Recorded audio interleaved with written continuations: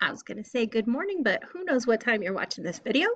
So we are going to be moving forward and we're going to use that information about those special triangles to talk about what's called the unit circle.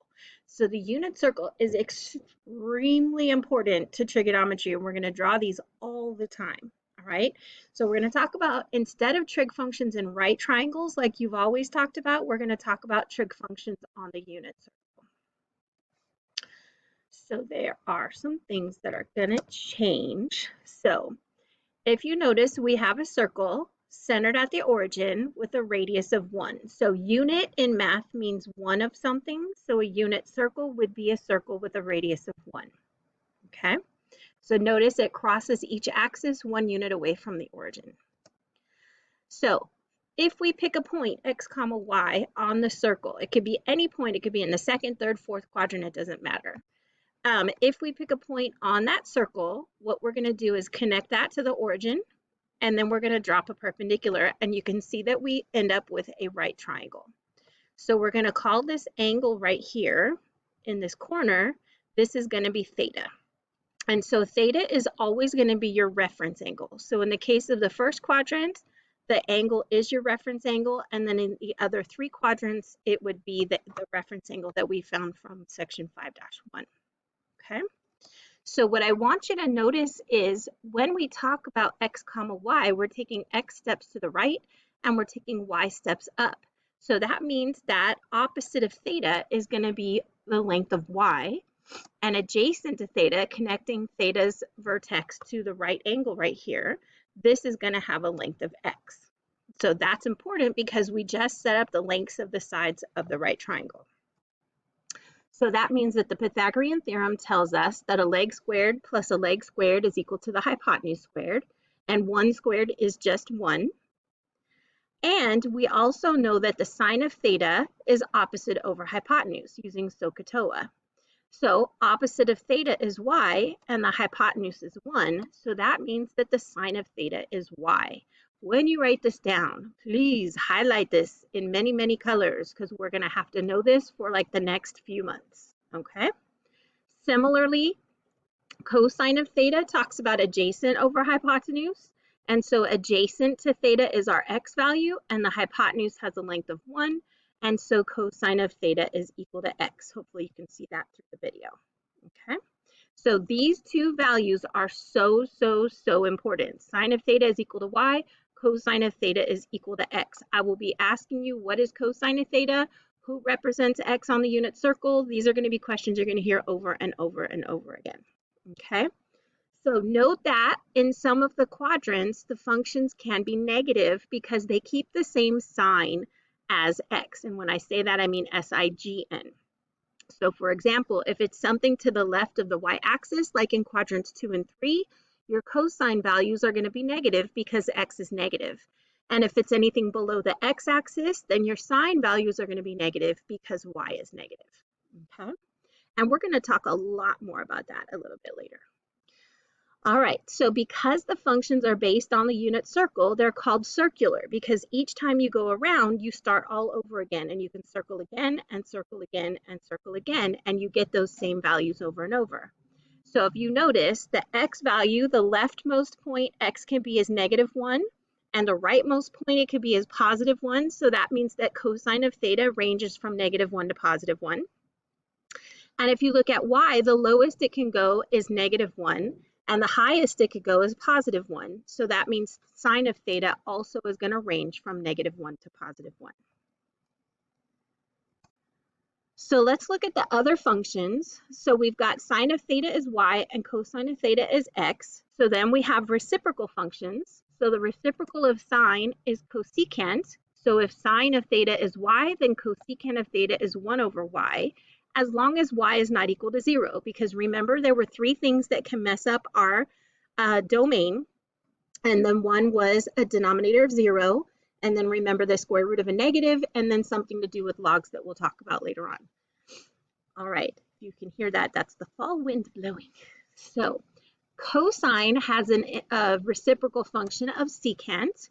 And so if cosine of theta is equal to x, that means that secant of theta is 1 over x, as long as x is not equal to 0. And then tangent, remember we have SOHCAHTOA, so tangent comes from TOA. So it's going to be opposite of theta over adjacent of theta. So that's going to be y over x, as long as x is not equal to 0.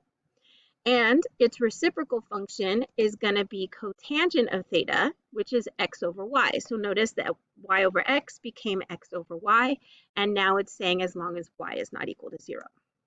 So again, note that certain measures are undefined, so can't have a denominator of 0. Also, some of the functions, again, can be negative depending on the location of x and y. So in this case, x and y are not talking about the lengths, they're talking about the location of the point. All right, so let's write that down one more time. So we can say that the sine of theta was equal to y, and so that means that the cosecant of theta is equal to 1 over y, as long as y is not equal to 0. We have cosine of theta is equal to x, and so the reciprocal of that would be the secant of theta, which is 1 over x. Then we said the tangent of theta was opposite over adjacent, so that's going to be y over x, which means that cotangent of theta is going to be equal to x over y. Okay? So in the case of cosecant of 90 degrees, first off, 90 degrees is positive. So that means 90 degrees in the positive direction. And do you see that we end up at the point 0, 1 if we talk about this 90-degree angle right here? Okay, so we hit that unit circle at 0, 1. And so then cosecant, we said that that's going to be 1 over y. And since my y value is 1, that's going to be the reciprocal of 1, which gives me 1. Okay, so now if we talk about, let's do this cosine of negative 270. So negative 270, I'll use my red pen on this one. So negative means we have to go clockwise this time. So remember, counterclockwise is positive and clockwise is negative. So I'm going to go around standard position. Here's 90, 180, and 270. And do you see that we end up in exactly the same spot? Because 90 and negative 270 are coterminal. Okay, so we still end up at 0, 1. And so we have to remember that cosine of theta is equal to x. And since my x value is 0, we're going to say cosine of negative 270 is equal to 0. So I want you to pause the video and I want you to give B and C a try. So if we take a look at tangent of positive 270, that's going to be in standard position. And if we go around 90, 180, and 270, that's going to be this angle right here. And so do you see that we cross the unit circle at 0, negative 1? Okay. And so tangent, we said, was y over x. So that's going to be negative 1 over 0. And because that looks like a no, that means that this is undefined.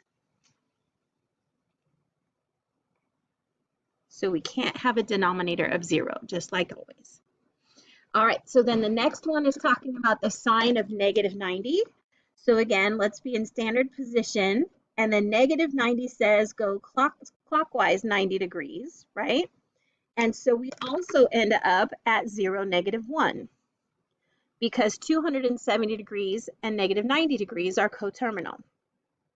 So the sine of theta was equal to y, and so the sine of negative 90 should be negative 1. And so if you notice, all of these angles that we found here are called quadrantal angles because they don't lie within a quadrant, they all lie right on the axes. All right, so if we go on to the next problem, now we're no longer quadrantal. Now we're going to be here at this point, okay? So if we drop down our vertical to the x-axis, and it always has to be to the x-axis, just like reference angles have to be to the x-axis, so do these reference triangles is what they're called, okay? So what we want to do is figure out the length of each of these sides so that I can figure out my x and my y. So the only length that we know is that the hypotenuse is 1. So if the hypotenuse is 1, that's the side opposite the 90 degrees. So that means that we can then find the scale factor by setting these equal. So if I have f root 2 is equal to 1, Then if I divide both sides by the square root of 2, then I know what f is equal to. But notice I can't have a radical in the denominator.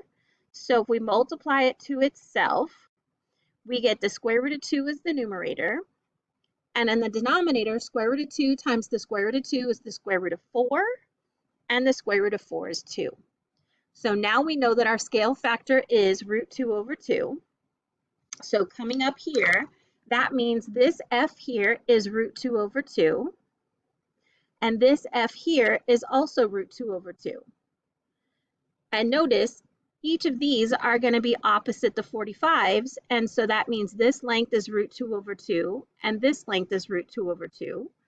And since we're in the first quadrant, they're both going to be positive. So that means this point here is at root 2 over 2, comma, root 2 over 2. Okay. It's really windy outside.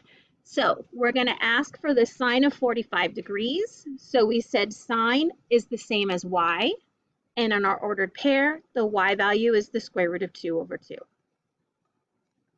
So take a moment to pause the video and see if you can find the cotangent of 135 degrees. All right, so in this case, the 135 degrees is right here. So we need to find the measure of this reference angle. We can call it alpha, you can call it theta, whatever you want to call it, okay? So notice if I add those two together, 135 plus alpha, it's going to give me the sum of that linear pair, which is 180 degrees. Uh-oh, I spoke geometry. So then if I subtract 135 from both sides, we get theta is also equal to 45 degrees. Okay, so that means this is another f and f root 2. So what I want you to see is this hypotenuse is still going to be 1, which means that the length of this side is still going to be root 2 over 2, and the length of this side is going to be root 2 over 2. The difference being, because we're to the left of the y-axis, this is now going in a negative direction. So I'm not saying the length of the side of the triangle is negative, I'm saying the direction that it's going is negative. I don't have much room here for all these fractions. So this point right here on that unit circle is going to be where x is negative root 2 over 2 and where y is positive root 2 over 2. Okay, so coming back to that cotangent of 135, we're going to say, so that was the reciprocal of tangent. So this is going to be x over y. That's really windy. And so my x value is negative root 2 over 2. And my y value is positive root 2 over 2. And so notice this root 2 over 2 goes into this root 2 over 2 one time, not forgetting this negative sign, so we just get negative 1. So it looked like it was going to be ugly, but it ended up being really nice. So I am going to pause here. We have one more problem to do, but I don't want to have it cut off in the middle of the video. So I'm going to post this one up and then record a part 2, but it's just one question.